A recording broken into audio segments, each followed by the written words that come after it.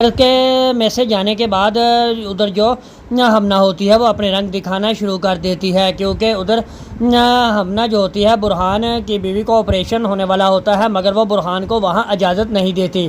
برہان غصے سے اٹھ کر ہاسپٹل چلے جاتا ہے اور جا کر اپنی بیوی کا آپریشن کرواتا ہے۔ پھر ادھر سائرہ اسے کہتی ہے کہ برہان آپ نے ٹھیک نہیں کیا آپ ہی کو اس گھر سے نکال کر۔ تو برہان کہتا ہے کہ مجھے اب مزید شرمندہ مت کرو، مجھے آگے ہی آپ ہی کی بہت زیادہ یاد آ رہی ہے۔ ہم سے بہت بڑی غلطی ہو گئی کہ ہم نے ہمنا کی باتوں میں آ کر آپ ہی کو اس گھر سے نکال دیا۔ اب ہمیں اپنی غلطی کا احساس ہو گیا ہے۔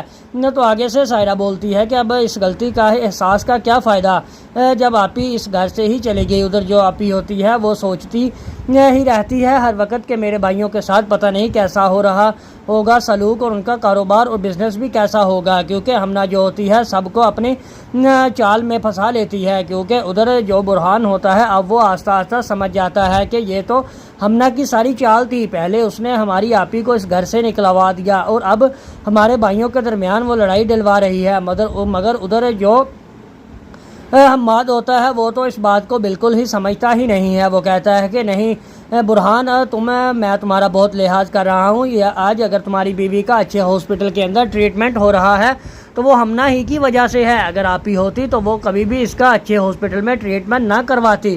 تو برہان کہتا ہے کہ نہیں میری بہن ایسی نہیں ہونے دیتی اور نہ ہی ایسا ہمارے ساتھ سلوک کرتی، بس میری ہی آنکھوں کے آگے پٹی بن چکی